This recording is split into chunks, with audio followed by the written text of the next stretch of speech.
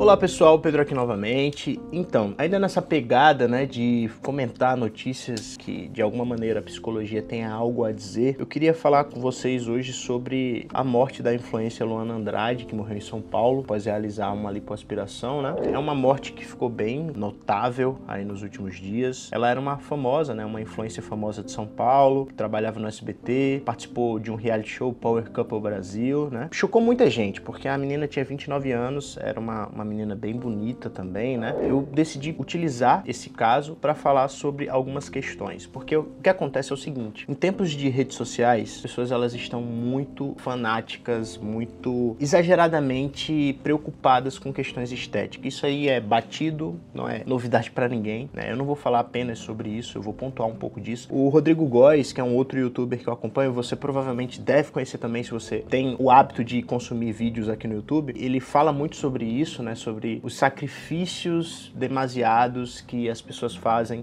na área fitness, pensando em ficar musculosas, em montar um shape dos sonhos, né? Então ele popularizou muito falando sobre isso e ele criou um vídeo. Eu vou deixar aqui nesse card, não é um vídeo meu, é um vídeo dele, para que vocês possam assistir depois também. Ele comentou sobre isso, eu achei fantástico. Mas eu queria utilizar esse caso para comentar sobre dois transtornos mentais mesmo que existem. São transtornos que têm preocupado a comunidade científica porque têm se tornado cada vez mais presentes, cada vez mais incidentes, que é a vigorexia e o transtorno dismórfico corporal. Mais uma vez, eu não quero alegar de modo algum que a Luana Andrade tinha algum desses transtornos. Na verdade, ela tinha uma doença mesmo, que era o lipedema, provocava uma certa gordura na parte das pernas e do joelho, né? Não é possível tirar essa gordura com treinos ou com dietas, como o próprio Rodrigo Góes comenta no vídeo dele. É de fato uma doença e que acomete muitas mulheres, infelizmente. Então, eu não vou bater o martelo e diagnosticá-la, porque eu nem conhecia, como se ela tivesse um transtorno mental nesse sentido. Mas o que os estudos apontam é que cerca de 15% das pessoas que fazem procedimentos estéticos, procedimentos cirúrgicos, têm um transtorno dismórfico corporal. O que é isso? É um distúrbio mental que faz com que as pessoas elas não consigam enxergar de fato aquilo que existe na realidade. Então são pessoas que já têm um corpo bonito, já tem um corpo saudável, mas acham que nunca é o suficiente. Então aquela pessoa que às vezes era uma pessoa acima do peso e aí entra na academia, consegue construir um corpo esteticamente agradável, mas ela acha que não é suficiente. Ela vai continuando a fazer sacrifícios exorbitantes para manter um corpo muito bom, né? Manter um corpo perfeito. É um transtorno que acomete principalmente mulheres, tá?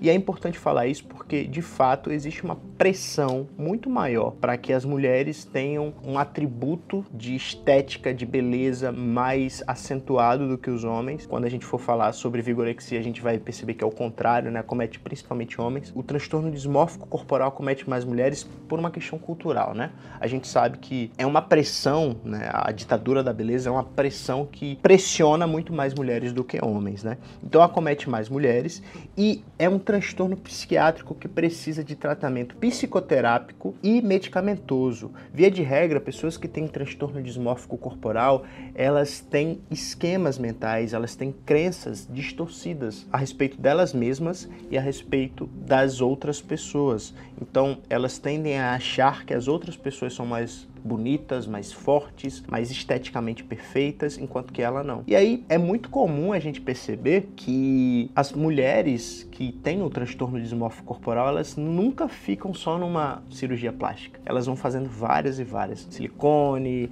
aí lipoaspiração, enfim. Inclusive, em 2017, o Correio Brasiliense postou uma matéria de uma mulher chamada Sahar Tabá, que fez 50 plásticas para ficar igual a Angelina Jolie. E o resultado, como vocês podem ver, não foi nada agradável, né? A gente tá falando aqui de um transtorno mental que tem sido acentuado, tem sido ressaltado por conta das redes sociais, mas que precisa de tratamento. É como se fosse um comportamento compulsivo em relação à melhora ininterrupta da própria aparência física. Então, a pessoa meio que fica viciada em melhorar, detalhes da sua estética corporal. E isso acaba cobrando um preço alto, né? De que elas ficam presas nessa própria compulsão e não conseguem mais sair dela. Já a vigorexia é como se fosse um subtipo, tá, do transtorno dismórfico corporal. Tem pessoas que consideram que é basicamente a mesma coisa, mas eu entendo que de fato são transtornos um pouquinho diferentes. Porque a vigorexia, ela é mais voltada para a questão de músculos, não necessariamente para questões de beleza, mas de músculos. Uma pessoa vigorexa, ela não se preocupa tanto em ser estética, ela se preocupa em ser forte. Então são principalmente homens acometidos por esse transtorno e eles não conseguem se enxergar fortes, eles sempre se acham mais fracos do que outros homens em comparação a eles. E aí essas pessoas acabam entrando no famoso mundo do suco, como o Rodrigo Góes disseminou aí, de tomar anabolizantes, esteroides e arriscando suas próprias vidas, porque como ele fala nos vídeos dele, é impossível uma pessoa tomar esteroides e anabolizantes de forma 100% segura. Haverão efeitos colaterais que, claro, quando você faz um acompanhamento médico com endocrinologista e tudo mais, tem como você amenizar esses efeitos, mas é impossível você não ter efeitos colaterais com isso. Então o vigoréxico, ele, assim como a pessoa que tem transtorno dismórfico corporal, ele fica compulsivo. Ele não consegue chegar num padrão em que ele está satisfeito. Não, já consegui, sei lá, meus 50 centímetros de bíceps, então pra mim tá ok. Ele sempre vai atrás de mais, sempre vai querer ser o cara mais gigante da cidade dele, da academia dele, do universo. E ele não se enxerga assim. Então, embora ele esteja avançando, embora ele esteja progredindo, né, em termos de construção de massa muscular, ele nunca percebe que ele tá.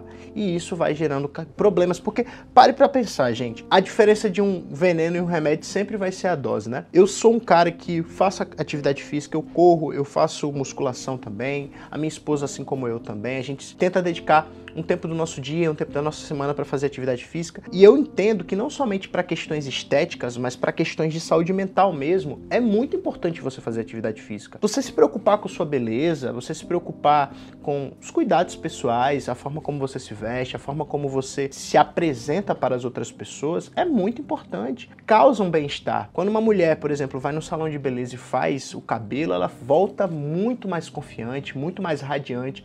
Quando um homem vai no cabeleireiro, faz a barba, faz o cabelo, isso é muito legal para a autoestima dele também. E isso gera impactos na produtividade, isso gera impactos na relação interpessoal. Então eu sou um cara que sou muito entusiasta de atividade física e muito entusiasta de que a gente possa se preocupar com os padrões estéticos, com a nossa própria beleza. Entretanto, quando uma pessoa se torna compulsiva, isso gera problemas familiares, sociais, financeiros, porque ela não consegue mais não pensar na questão física, não pensar na questão estética. Ela não consegue mais entender que a vida dela não se resume a isso, mas ela fica extremamente voltada e focada apenas nessas questões de fitness, né, de mundo fitness, de beleza estética, ao ponto de muitas vezes se submeter a padrões cirúrgicos, complexos ou não. Dizem que essa cirurgia que a Luana fez nem era tão complexa assim, era uma cirurgia razoavelmente simples, mas que acabam arriscando a própria vida para atingir um padrão de perfeição. Então, eu quis trazer esse vídeo curto para que vocês entendessem que esses transtornos eles existem, precisam de tratamentos medicamentosos e psicoterapêuticos. Se você passa por isso, ou acha que pode passar por isso, ou conhece alguém que passa por isso, recomende uma psicoterapia, em especial uma terapia cognitivo-comportamental, que pode ser muito útil para readequar, né, os padrões de pensamento que a pessoa tem sobre si mesma e sobre os outros, e também considere ajudá-las, alertando que esse caminho é um caminho que não vai trazer benefício, não vai trazer saúde, muito pelo contrário, vai trazer cada vez mais escravidão e cada vez mais dificuldades em você conseguir equilibrar a vida e ter uma boa saúde mental, beleza? Se você gostou desse vídeo, peço que deixe seu like e a gente se encontra no próximo vídeo.